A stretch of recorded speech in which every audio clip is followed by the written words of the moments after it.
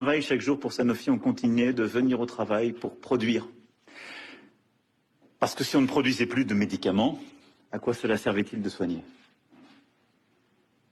Avec parfois les angoisses et les contraintes qui étaient liées à la période. Et vous vous êtes battus. Et donc je veux, ici, avant de commencer et de célébrer, vous dire merci aux uns et aux autres, d'avoir tenu durant ces moments et d'avoir donné beaucoup de sens à la vie de la nation. L'investissement que vous venez d'annoncer, c'est plus de 600 millions d'euros d'investissement dans la recherche, la production pour les vaccins. C'est un formidable trait d'union entre les deux actes, si je puis dire, et la bataille que nous avons à conduire. Sanofi s'est pleinement engagé dans la bataille pour trouver des traitements et un vaccin contre ce Covid-19. Et Sanofi est pleinement engagé dans la bataille économique que nous avons commencé à lancer depuis quelques semaines. Car oui, si la crise sanitaire rentre dans une phase moins aiguë aujourd'hui, la crise économique et les conséquences sociales qui en découlent sont en train d'être pleinement perceptibles pour nos concitoyens. Et c'est donc aujourd'hui qu'il nous faut nous battre pour relancer à plein l'économie, les investissements, pour limiter au maximum les licenciements qui, dans certains cas, seront inéluctables et les restructurations, mais pour reconquérir également de l'activité, des parts de marché, de l'excellence économique industrielle, pour bâtir l'indépendance et l'avenir de notre nation et pour offrir des opportunités à notre jeunesse. Le projet annoncé aujourd'hui, c'est mettre Sanofi et la France à l'excellence de la lutte contre le virus et pour trouver un vaccin, et de nous aider à gagner cette bataille de l'emploi et de la reconquête industrielle. Cet investissement n'est pas le fruit du hasard. Il est d'abord le résultat d'une reconnaissance, celle de l'excellence industrielle et des femmes et des hommes qui la portent depuis tant d'années, Monsieur le Directeur. Et je le dis devant vous avec toutes celles et ceux que vous représentez. Les femmes et les hommes que j'ai eu l'occasion tout à l'heure de côtoyer portent depuis des décennies l'excellence industrielle de Sanofi.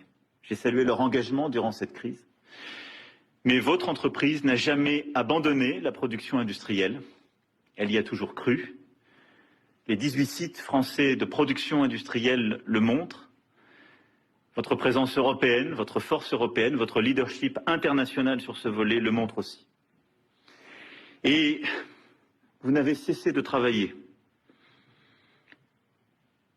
d'y croire, de porter cette force. Je le dis ici très simplement, là où parfois certaines et certains voudraient opposer ces causes. On ne gagne aucune bataille sociale et sanitaire si on ne gagne pas de la bataille de la production et de l'industrie. Car on finance toujours ce qu'on redistribue avec ce qu'on a d'abord produit. Et on ne gagne aucune bataille économique si on ne croit pas dans l'industrie et la présence industrielle. C'est la constance de ces fondamentaux que vous portez qui permet aujourd'hui d'investir davantage. Et vous êtes à cet égard les dignes successeurs de Marcel Mérieux. Les symboles sont juste derrière nous. Son portrait, le tapis orne le salon qui est juste derrière moi. Vous avez continué à produire, à chercher, à innover. Et donc cet investissement décidé aujourd'hui, il est le fruit de cette histoire industrielle et des femmes et des hommes qui la portent. Cet investissement, il est aussi le fruit de tout un territoire. La France est un grand pays de vaccins, je veux ici le rappeler.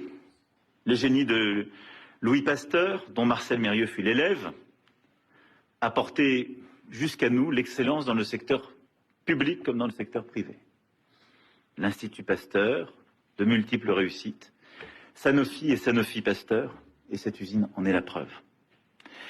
C'est l'une des plus grandes usines de vaccins d'Europe, le symbole aussi que la France est une grande nation industrielle dans le domaine médical, 3000 entreprises, 450 000 emplois, directs et indirects, 90 milliards de chiffre d'affaires, dont 40% à l'export. Et ces sites productifs sur votre territoire sont aussi le signe, la trace d'une excellence locale, régionale, qui a perduré à travers le temps et qui a toujours été entretenue par cette coopération entre le secteur privé et le secteur public, entre les salariés, les entrepreneurs et les élus. Cet investissement aujourd'hui est donc pour moi un acte extrêmement fort et la preuve de l'importance de cette indépendance que la France doit recouvrer, indépendance technologique, industrielle et sanitaire. Soyons clairs, mesdames et messieurs, il y aura dans les années à venir, dans les décennies à venir, d'autres crises sanitaires. Et on ne sait pas d'où elles viendront, mais le risque est là et continuera d'être présent. C'est aussi pour cela que les décisions annoncées aujourd'hui et prises nous aideront à y répondre et à structurer l'avenir et notre capacité à faire. Cette crise nous a montré que nous devons continuer à produire dans notre pays et sur notre continent, que nous ne devons pas dépendre, que nous devons retrouver une vision stratégique de la chaîne de valeur et être sur les combats d'aujourd'hui et de demain. C'est ce que l'investissement décidé aujourd'hui permet de faire. Avec un peu plus de 600 millions d'euros d'investissement, ici à Marseille-Étoile et donc à Neuville-sur-Saône, c'est une ligne supplémentaire qui sera décidée ici, et une usine exceptionnelle, une première mondiale, l'usine de vaccins EVF, qui va permettre, comme vous l'avez parfaitement expliqué à l'instant, de produire de manière rapide, digitale, beaucoup plus efficace, tous les vaccins dont nous aurons besoin dans l'avenir, en changeant selon aussi les difficultés et les exigences du moment, mais surtout avec une innovation de production absolument unique. Et cet investissement que vous décidez tout à la fois dans la recherche-développement et dans la production, c'est la preuve que notre pays, notre leader mondial, peuvent ensemble continuer de croire à la recherche et développement et à la production industrielle dans notre pays pour aujourd'hui ou pour demain. Ce sont plusieurs centaines d'emplois qui seront créés à l'issue de la fin de cet investissement. Et c'est la preuve que ce que j'expliquais aux Français il y a 2 jours n'est pas simplement une intention louable, mais nécessite simplement de changer collectivement les paradigmes sur lesquels nous étions. Le paradigme de l'esprit de défaite, de la fatalité, d'une page que beaucoup voulaient tourner. Non, l'avenir de la France n'est pas dans la fin des usines. Non, l'avenir de la France n'est pas dans un monde où on produirait moins et où on travaillerait moins. Je n'y crois pas une seule seconde.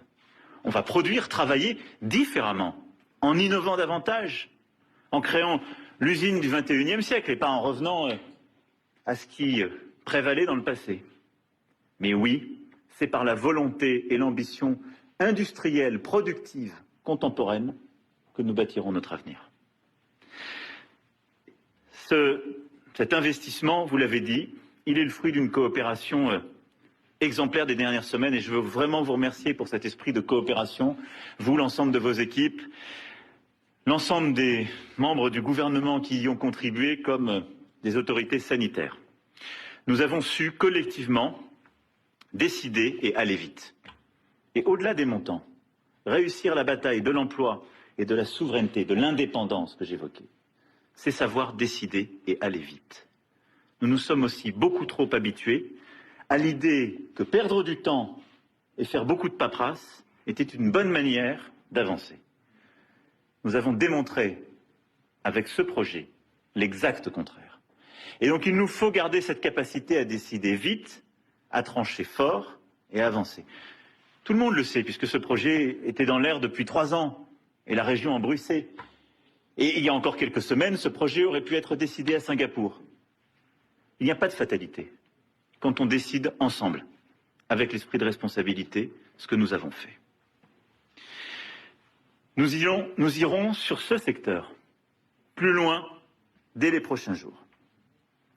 Une première enveloppe de 200 millions d'euros sera ainsi débloquée pour financer des infrastructures de production comme de recherche et développement pour être en état de répondre aux besoins du temps et aux crises sanitaires. Cette enveloppe, elle va nous permettre, au-delà de ce cas précis, d'aller accompagner d'autres projets pour les traitements et les vaccins, en particulier contre le Covid-19 et au-delà. Nous allons, et c'est la décision que j'ai prise, à la lumière de ce que nous avons vécu durant cette crise. Développer un mécanisme de planification, de financement et d'organisation de la résilience industrielle française en matière de santé. Qu'est-ce que j'ai demandé au gouvernement à travers ça? D'essayer de prévoir les crises à venir, avec beaucoup plus de profondeur de champ, et de regarder aussi sur le plan sanitaire, en termes d'organisation, en termes de production, où sont toutes nos vulnérabilités et nos dépendances. Et à travers ce travail de planification en lien avec la recherche publique, la recherche privée, avec nos industriels, eh bien d'aller corriger toutes nos vulnérabilités et d'essayer soit de rapatrier, soit de recréer des forces de production, qu'il s'agisse de principes actifs, qu'il s'agisse de capacité à nous organiser en temps de crise.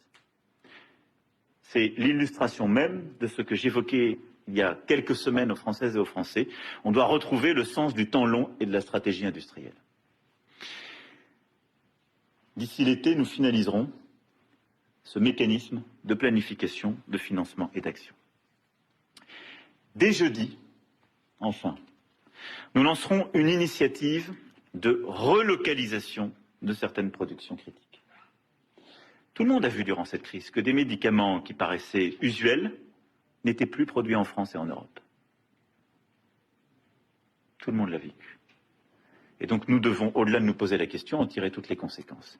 Et je souhaite d'ailleurs qu'avec Sanofi, nous continuions dans cet esprit de partenariat à pleinement réengager ce dialogue, d'ailleurs gagnant-gagnant, où parce que nous investirons dans ces initiatives de relocalisation, nous prendrons les engagements, on pourra, par exemple, pleinement reproduire, conditionner et distribuer du paracétamol en France. Il nous faut retrouver la capacité à faire cela. Et donc, vous l'avez compris, la décision forte que vous avez prise aujourd'hui, l'enveloppe de 200 millions pour accélérer les financements, le mécanisme de planification et d'organisation et l'initiative de relocalisation sont les premiers axes de cette stratégie française de reconquête de notre pleine souveraineté sanitaire et industrielle. Elle se fera en partenariat avec notre champion historique, avec nos champions. Et la région en compte quelques autres dont je saluais les aïeux et fondateurs. Mais il est évident que des groupes comme le groupe Mérieux, jusqu'aux start-up les plus contemporaines, des groupes de la pharma jusque le digital dans le secteur, sont pleinement embarqués dans cette aventure. Et nous continuerons d'avancer avec force en la matière. Cela crée des emplois, cela crée du tissu industriel, cela crée de l'indépendance pour notre pays. Mais l'indépendance à laquelle je crois, ça n'est pas un souverainisme étriqué qui ferait bégayer l'histoire. Nous resterons toujours de toute façon dans un monde ouvert et une Europe ouverte. Être indépendant, c'est simplement choisir l'ouverture et ne pas la subir. Être indépendant, c'est dans un monde ouvert pouvoir résister aux crises qu'on subit. C'est ce qu'il nous faut améliorer. Mais être indépendant, ça n'est pas fermer les frontières et vouloir devenir autarcique en France. Ce serait impossible.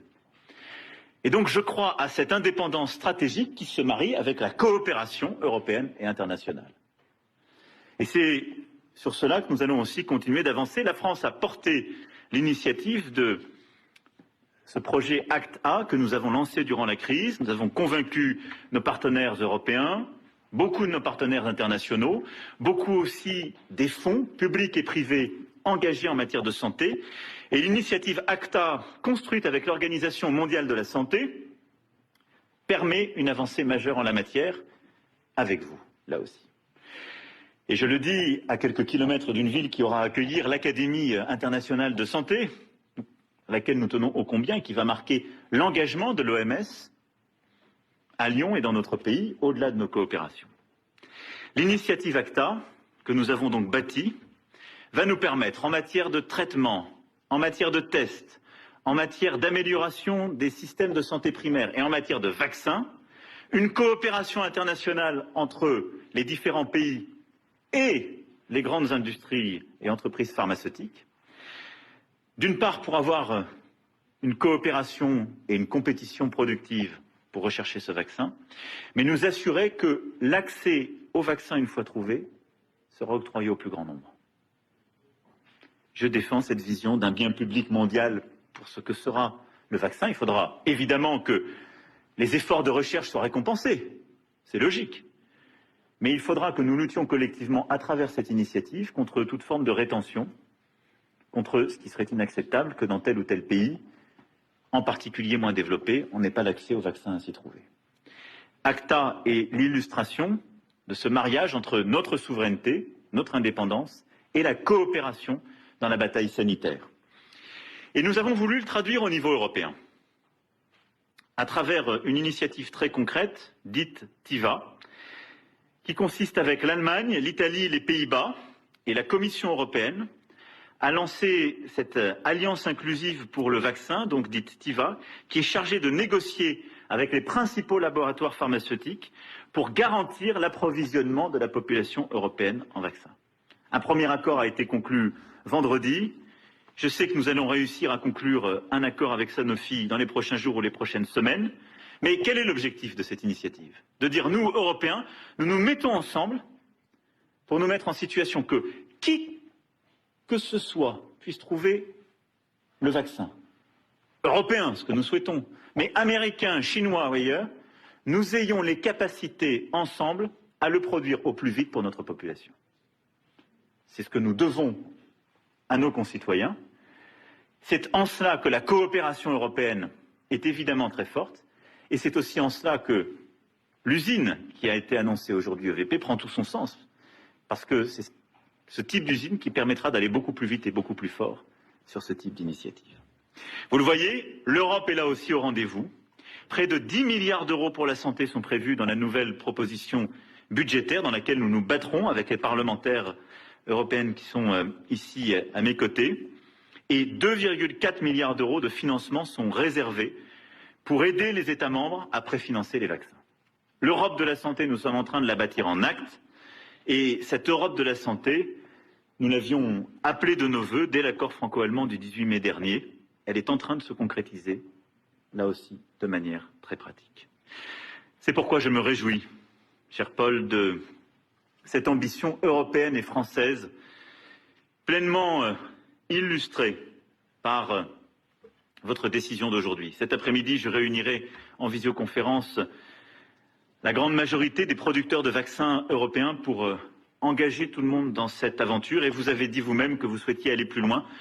Nous serons à vos côtés, France et Europe, pour cette usine de vaccins EVF+, pour mobiliser tous les financements d'un second projet d'ampleur européenne, de culture cellulaire où seraient fabriqués des antigènes, des anticorps monoclonaux qui entrent notamment dans le processus de fabrication des vaccins. Nous avons la capacité de le faire et cette crise va donner à l'Europe et à la France les moyens, parfois de rattraper son retard et j'en suis sûr, de prendre de l'avance. Voilà, mesdames et messieurs, ce que je voulais vous dire aujourd'hui, au-delà de mes remerciements liminaires. La volonté annoncée il y a 2 jours trouve ici pleinement sa concrétisation. Et nous continuerons d'avancer sur cette voie tous ensemble. Celle de la conquête, du volontarisme industriel, de l'indépendance, de la reconstruction économique et industrielle pour l'emploi et de la coopération européenne. C'est dans l'ADN de cette belle région, c'est dans l'ADN de ce tissu, de ce département et de cette métropole. C'est aussi dans l'ADN de votre entreprise, au cœur du projet de notre pays. Je vous remercie. Merci Paul. Merci Paul. Emmanuel Macron qui s'exprimait donc depuis le site du laboratoire Sanofi près de Lyon, alors que La course contre la montre a commencé bien sûr partout dans le monde pour tenter de trouver un vaccin contre le Covid-19. Jérémy Brossard, on va revenir sur ces mots du président de la République qui s'est exprimé pendant une vingtaine de minutes. Il avait beaucoup parlé dimanche dernier lors de son discours de l'indépendance de la France à retrouver dans certains secteurs. Cela passera notamment, cette indépendance, par le plan sanitaire. C'est ce que l'on vient de comprendre. Oui, indépendance, souveraineté, c'était les mots forts de son allocution de dimanche soir. Et là, on a clairement une illustration assez concrète d'une forme de patriotisme économique. Le nouveau chemin évoqué par le président de la République. Alors sur la mise en forme, on voit un bleu, blanc, rouge qui prend tout l'écran. Le slogan « Investir dans notre souveraineté » et des annonces du chef de l'État sur une enveloppe de 200 millions pour financer des infrastructures de production, la mise en place d'un mécanisme de planification en termes sanitaires en France et puis des initiatives, a-t-il dit, pour des relocalisations de production pharmaceutique. L'idée, c'est de tirer finalement les leçons de la crise sanitaire qui, c'est vrai, a montré les limites, les défaillances de l'État français en la matière. On a eu un discours du chef de l'État très volontariste, un peu reprendre le contrôle. Il n'y a pas de fatalité, a dit le chef de l'État, pas d'esprit de défaite. On a besoin de l'industrie et notamment de l'industrie pharmaceutique. C'est un des éléments importants de la reconquête de la souveraineté industrielle. Voilà pour le message du chef de l'État qui cherche aujourd'hui ainsi à illustrer finalement le nouveau chemin qu'il a proposé aux Français dimanche soir. Le chef d'État qui s'exprimait depuis un site Sanofi de la région Auvergne-Rhône-Alpes, François Bittrel. Sanofi, avec lequel le gouvernement et d'autres gouvernements européens est en négociation pour conclure un accord autour des vaccins. C'est aussi l'un des axes de la visite du président aujourd'hui, c'est d'évoquer le soutien européen à la recherche sur un vaccin. Oui, le président l'a dit, ils sont en train d'essayer de conclure un accord avec l'entreprise Sanofi pour un éventuel futur vaccin que l'entreprise est en train de développer. Il y avait eu une polémique à la mi-mai puisque le directeur général de la firme Sanofi avait déclaré chez nos confrères américains de Bloomberg que s'il trouvait un vaccin, il serait en priorité destiné au public américain pour des raisons très simples. C'est que le ministère de la Santé américain a mis sur la table 30 millions de dollars et les a donnés à Sanofi pour les aider à se fournir en matières premières, à commencer à financer les chercheurs qui sont en train de travailler sur un vaccin. L'Europe n'a rien donné à Sanofi et l'Europe, ce n'est que on va dire 25% de l'activité de Sanofi, qui est le 3e plus grand laboratoire au monde pour son chiffre d'affaires.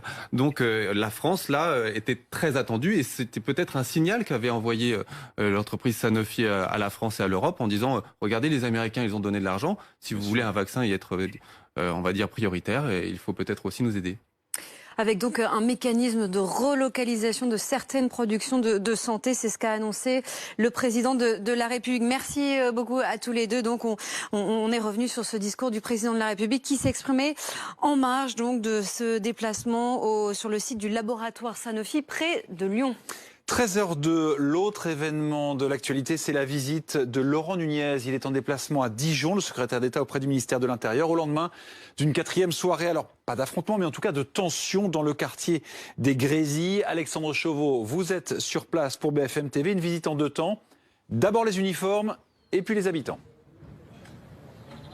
Oui, avant cela même, il s'est rendu à l'intérieur de la préfecture de Côte d'Or pour rendre visite et s'entretenir avec à la fois le préfet et le procureur pour faire un point sur la situation et sur les événements qui se sont déroulés ces derniers jours. Ensuite, il s'est donc rendu ici au commissariat de Dijon où il s'est longuement entretenu hors caméra avec les policiers mobilisés depuis plusieurs jours en première ligne pour tenter de mettre fin à ces violences et à ces affrontements communautaires. Les membres du RAID qui ont été appelés en renfort hier soir étaient également présents.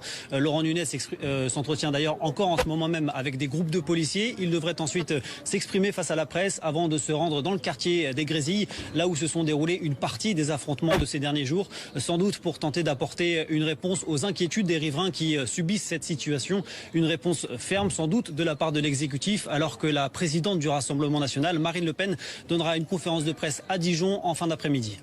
Effectivement, Marine Le Pen qui est attendue aux alentours de 16h30 sur place. Merci beaucoup Alexandre Chevaux et à tout à l'heure puisqu'on va continuer bien sûr à suivre ce déplacement de Laurent Nunez qui devrait prendre la parole aussi d'ici quelques minutes. On en parle avec notre invité Fabien Van Elmerick. Bonjour, vous êtes secrétaire général de Alliance Police Nationale. Vous êtes vous aussi au commissariat central de Dijon. Est-ce que, alors je vais tenter ma chance, est-ce que vous avez pu échanger avec Laurent Nunez? Est-ce que vous avez pu entendre quelques-uns de ses mots? Et si oui, que vous a-t-il dit? Alors tout d'abord, bonjour. Oui, j'ai échangé avec Laurent Nunez. Forcément, je l'ai croisé avant qu'il rentre dans le gymnase et je suis rentré dans le gymnase avec lui parce que les collègues étaient présents. Évidemment, j'allais dire c'est l'éternel refrain. Alors il a parlé avec les collègues de soutien, de reconnaissance de l'ensemble du gouvernement, de Monsieur Castaner, de Monsieur Macron. Et nous, ensemble, en tête à tête, je lui ai permis d'évoquer la situation de l'insécurité grandissante, mais dans tous les quartiers et pas uniquement à Dijon. Et qu'aujourd'hui, on a l'air de constater certaines choses, alors que ça fait 20 ans qu'on les dénonce. Je pense qu'il en est conscient. Maintenant, c'est pas le tout de constater. Encore faut-il trouver les causes et surtout les remèdes. Et c'est pour ça que quand on parle de défaillance de l'État, pour reprendre les propos du président de la République, ça serait bien aussi de parler de défaillance de l'État en termes d'insécurité galopante au sein de nos quartiers. Fabien Van Elmerick, c'est un homme de terrain, Laurent Nunez. Il était préfet de police à Marseille. Est-ce que vous avez le sentiment que quand vous lui parlez à lui, le message passe mieux parce qu'il sait peut-être mieux que d'autres ce que vous vivez? Alors évidemment c'est un homme de terrain, c'est sûr que le message passe, mais le message globalement avec un politique passe toujours, ça nous pose pas de problème, mais le souci c'est que les actes derrière ne suivent pas, et quel que soit le politique. Donc aujourd'hui, nous ce qu'on a besoin de savoir c'est comment ça se fait que le premier soir de Dijon, il y avait que 15 effectifs face à 100 Tchétchènes armés jusqu'aux dents et avec des armes à feu sur eux. Comment ça se fait qu'il faut aller chercher des renforts à Besançon ou à Mâcon, donc à plus de 100 km, pour renforcer le commissariat de Dijon, parce qu'on se retrouve en sous-effectif. Comment ça se fait qu'on se permet tout et n'importe quoi au milieu de la rue, dans des quartiers dits sensibles peut-être, mais ça dure depuis des décennies malheureusement, et au fil du temps, ça ne fait que s'accentuer. Je vais vous donner juste une petite anecdote. J'ai un collègue qui est venu me voir au tout début que je suis arrivé à Dijon, là au commissariat, et ça, il y a 20 ans, il était au chef de poste au quartier des Grésilles.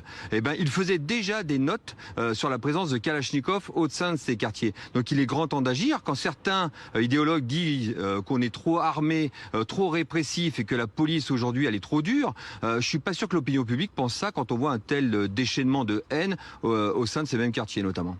Donc si j'ai bien compris, ce qui se passe en ce moment n'est pas inédit. Pourtant, quand on n'est pas policier et qu'on voit les images, on les trouve assez hallucinantes. Alors ça peut être malheureusement hallucinante et ça peut choquer l'opinion. Malheureusement, ça devient le quotidien de nos collègues et ils sont constamment confrontés à une situation de plus en plus dangereuse.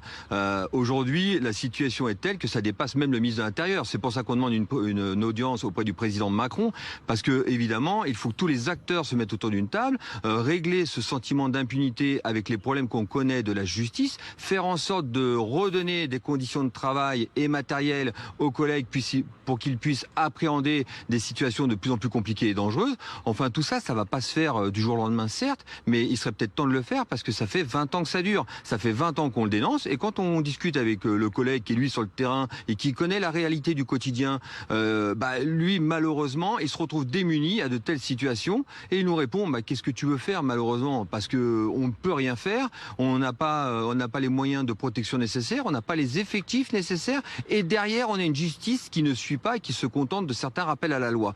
Donc voilà, le contexte il est global. C'est pour ça qu'aujourd'hui c'est un ras-le-bol, c'est une goutte d'eau, c'est le malaise policier, mais ce malaise policier il n'a fait que grandir au fil des années et on fait en sorte aujourd'hui de l'accentuer. C'est bien les déplacements, Monsieur Nunez qui se déplace, tant mieux, qu'on soit ici nous en tant que représentants syndicaux pour les fonctionnaires de police et les collègues, tant mieux, mais c'est pas ça qui va faire arranger les choses, c'est pas le tout de se déplacer. Il faut une bonne fois pour toutes traiter la cause, une bonne fois pour toutes arrêter le politiquement correct, arrêter d'acheter une certaine paix sociale qu'on voit que d'une façon ou d'une autre on ne peut pas acheter parce que la paix sociale elle ne s'achète pas comme ça, elle s'achète pas avec l'impunité. Aujourd'hui il faut donner les moyens à la police de faire son travail, donner les moyens à la police d'appréhender ces individus, quel que soit l'endroit, parce que les problèmes qu'on a à Dijon, on les rencontre malheureusement dans tous les quartiers sensibles de toutes les circonscriptions de France. Merci Fabien Van Emmelrich d'avoir été l'invité de BFM TV. Alexandra Gonzalez du service police-justice de BFM TV, vous êtes avec nous.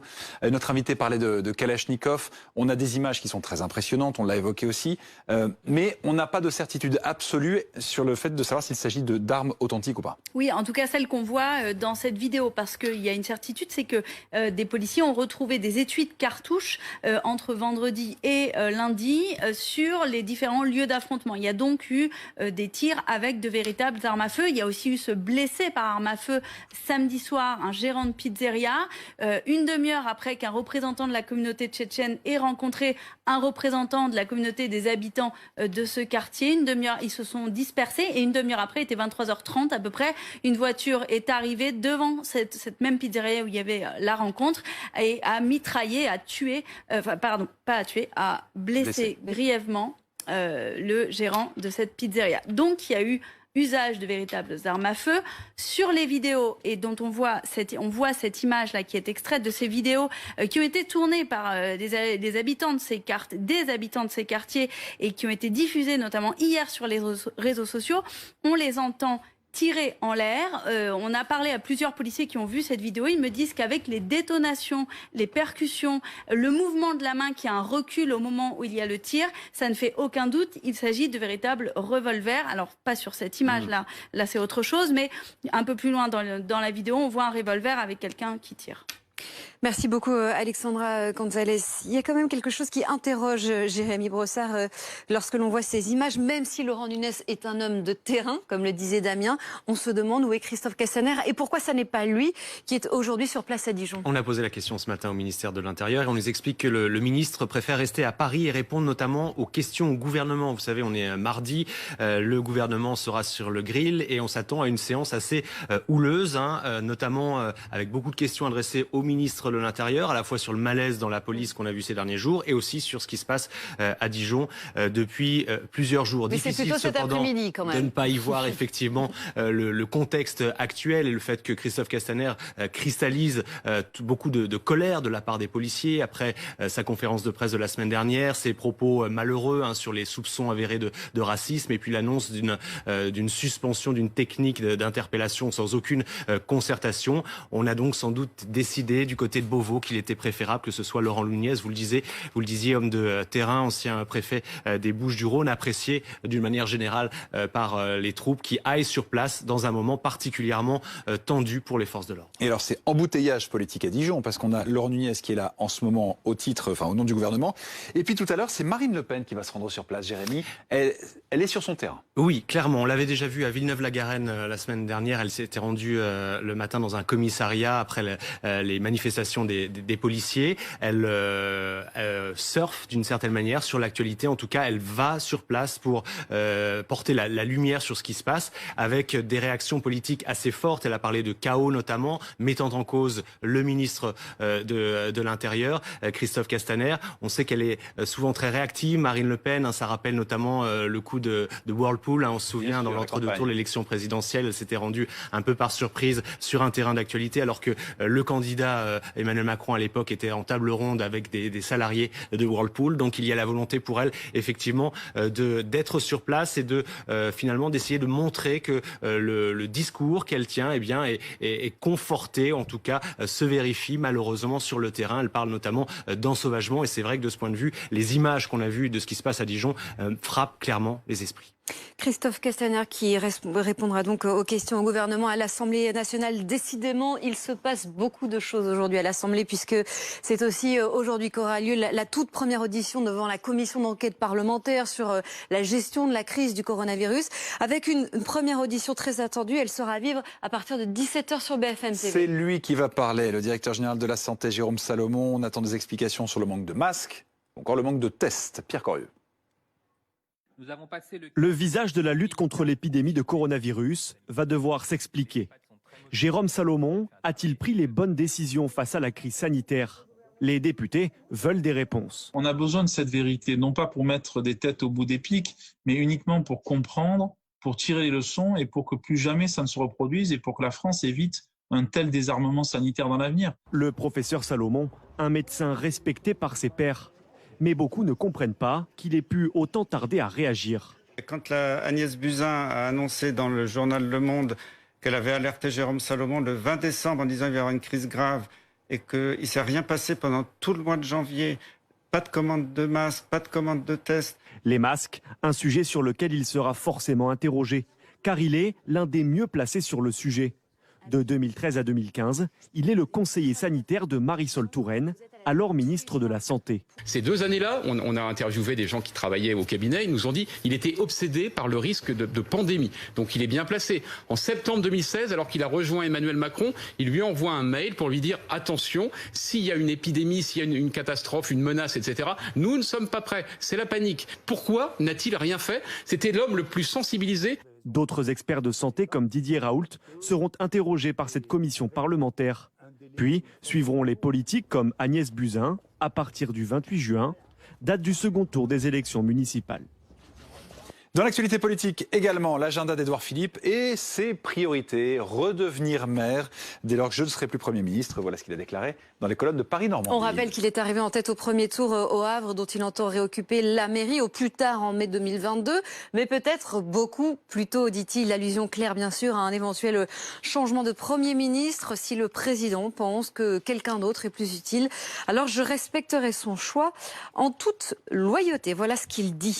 L'actualité sociale à présent, il y a plusieurs points de rassemblement sur la carte de France, plusieurs centaines de points de rassemblement, alors pas partout de très grands rassemblements, mais dans toute la France, en tout cas, le personnel hospitalier retourne dans la rue. Manifestation en cours donc à Marseille, manifestation à Rennes par exemple, ça se rassemble aussi à Paris. Mais ce sont bien des rassemblements qui sont, comme l'indique cette carte avec tous ces petits points rouges, des rassemblements qui sont annoncés un peu partout en France, puisque les soignants trouvent que le Ségur ne débouche sur rien, que les promesses ne se concrétisent pas. Ils ne voient rien venir, disent-ils. On va aller du côté de Marseille avec vous, Alexis Pluyette. Vous suivez le cortège marseillais. Alors qu'est-ce qu'il se dit? Quelles sont les revendications qui reviennent, Alexis? Écoutez, on a vu des personnels soignants très remontés, très en colère ici. Blouse blanche, colère noire, voilà ce qu'on pouvait lire sur quelques pancartes. Vous voyez la manifestation qui était arrivée ici à la préfecture avec eh bien, beaucoup d'ambiance. On va aller poser la question justement à une infirmière qui travaille à l'hôpital Saint-Joseph, dans le public avec Camille. Camille, c'est quoi vos revendications exactement aujourd'hui? Alors aujourd'hui, c'est des revendications surtout pour une hausse de salaire, car la situation était déjà très compliquée avant le Covid et ça s'est encore plus confirmé maintenant avec cette crise sanitaire. Nous demandons plus d'effectifs car nous n'avons pas un bon ratio patient-soignant. On est là pour vraiment faire notre métier, celui de prendre soin. Nous voulons être plus humaines et pour ça il nous faut des effectifs. Il ne nous faut plus qu'on nous ferme des lits. Voilà. Qu'est-ce que ça a changé la crise du Covid finalement? Est-ce que ça a aggravé la crise? Ça a aggravé déjà la situation qu'il y avait avant. Voilà, nos revendications étaient déjà fortes, mais là elles sont encore déjà plus fortes, car on a l'impression qu'on n'est pas entendu par l'État. Et on demande quand même un minimum de reconnaissance. Et surtout, il ne faut pas oublier qu'on est là pour les patients, on est là pour vous, on est là pour vous soigner. Et c'est ça le plus important pour nous, c'est de faire notre métier dans de très bonnes conditions. Qu'est-ce que vous attendez du Ségur de la santé? Du Ségur? Vous attendez les choses? Oui, il nous faut une revalorisation, ça c'est sûr et certain. Il faut que le système de santé change, car aujourd'hui on voit qu'il y a des limites. Nous sur le terrain c'est très compliqué, on a du manque de matériel, on a du manque d'effectifs et ça se rabat sur les patients et ce qui est totalement incompréhensible. Voilà, donc nous c'est surtout ça qui nous tient à cœur. Merci beaucoup Camille, voilà vous l'aurez compris la détermination de tous ces personnels soignants, ici plusieurs milliers, des aides-soignantes, des infirmières, des médecins rassemblés ici à Marseille. Merci beaucoup Alexis Pluyette, merci également à Antoine Sarraille qui est avec vous sur place. L'actualité à l'étranger, elle est toujours dominée, Damien, par le suivi de l'épidémie. De nouveaux cas en Nouvelle-Zélande, ce sont les premiers depuis plus de 3 semaines. Et puis surtout ce qui se passe en Chine. Un porte-parole de la mairie de Pékin fait état d'une situation extrêmement grave. On ne parle pourtant que d'une centaine de contaminations. Alors, explication du correspondant de BFM TV à Shanghai. Alors, les chiffres ne sont pas très impressionnants, on n'a qu'une centaine de cas pour l'instant, mais c'est le potentiel de diffusion de ce foyer qui inquiète, puisque ce marché de gros compte 10 000 employés qui ont pour la plupart déjà été testés, mais ce sont 200 000 personnes qui ont transité par ce marché ces 2 dernières semaines. Alors, les autorités sont engagées désormais dans une course contre la montre pour éviter que ces personnes ne diffusent le virus dans toute la ville et dans tout le pays. Déjà, plusieurs cas ont été découverts dans des plus petites halles de la ville. Et puis, dans le pays, on a aujourd'hui 4 cas qui ont été découverts dans le Hebei, la province qui entoure Pékin, 2 cas ces derniers jours dans le Liaoning, une province du Nord, et puis aujourd'hui, un cas dans le Sichuan, à l'autre bout du pays.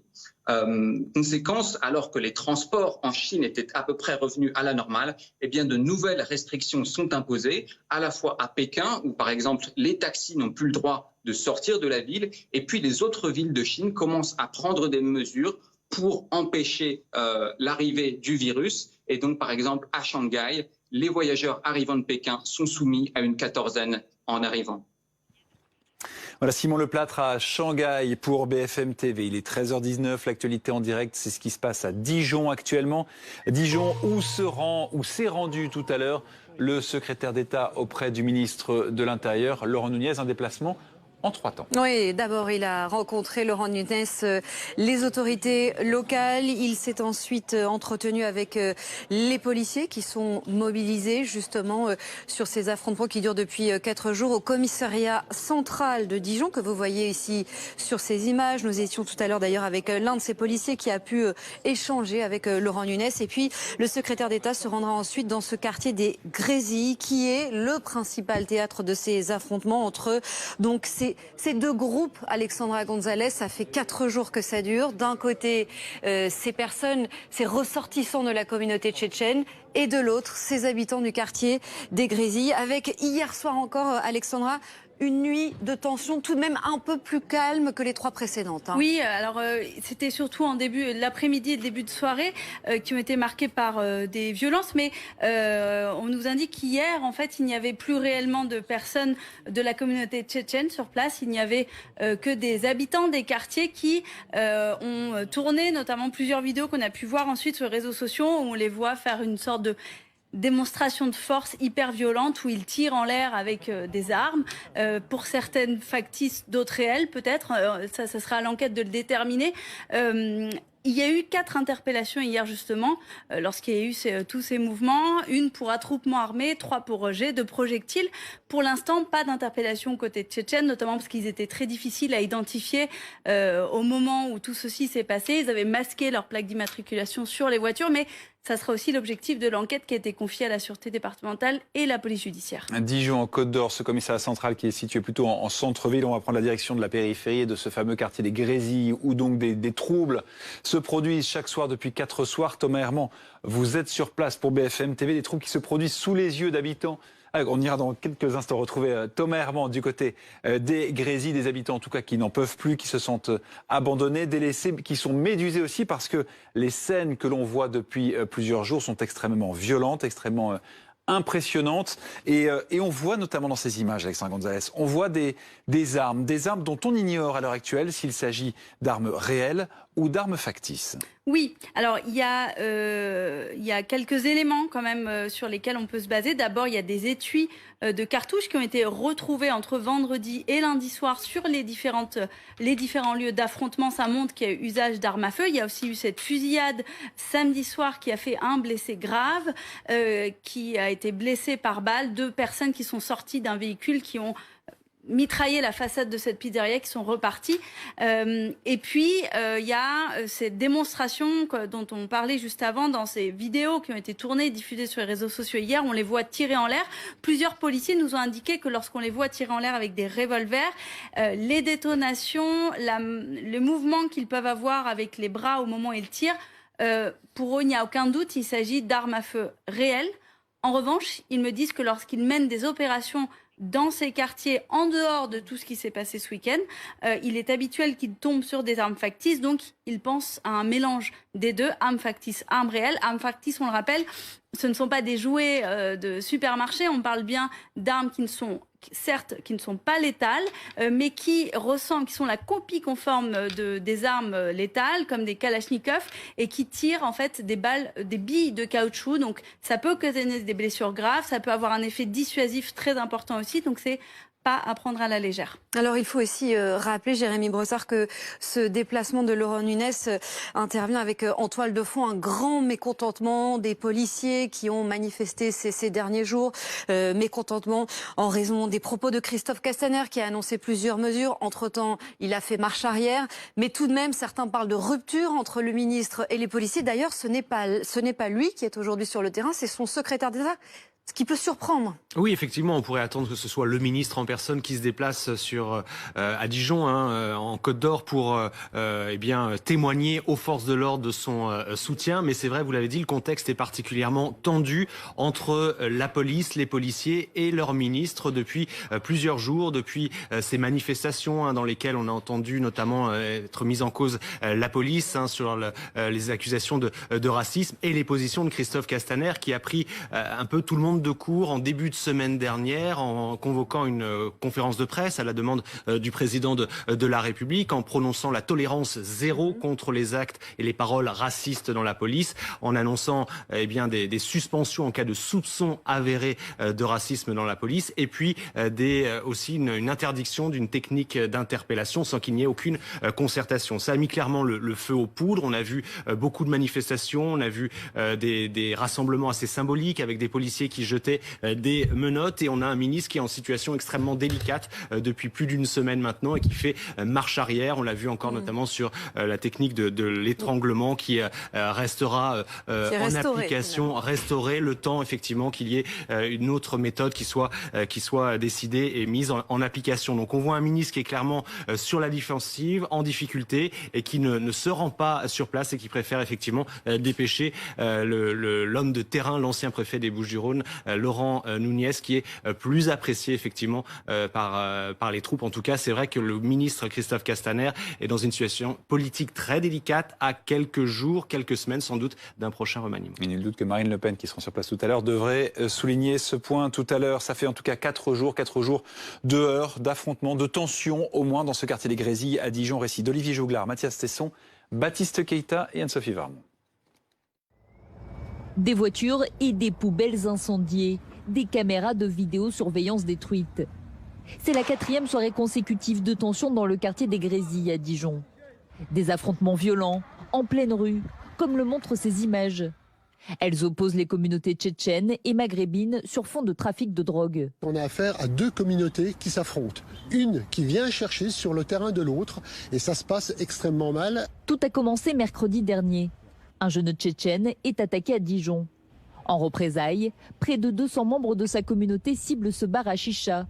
Ils pensent y retrouver les agresseurs de l'adolescent. Un jeune, effectivement, a été largement violenté, lourdement agressé, si je puis dire, et ce qui a engendré, effectivement, derrière une forme de règlement de compte. Sur cette autre vidéo prise dimanche soir, une voiture arrive à vive allure vers un attroupement. Le véhicule termine sa course quelques mètres plus loin. Les deux camps s'affrontent même sur les réseaux sociaux. Sur cette vidéo amateur, un groupe exhibe des armes dont on ne sait pas si elles sont factices ou non. On va vous chercher chez vous, Vous êtes venus, maintenant nous on va venir aussi. Une enquête a été ouverte pour tentative de meurtre en bande organisée, violences volontaires et dégradations aggravées. Voilà, donc Laurent Nunez qui est actuellement sur place, qui vient de sortir du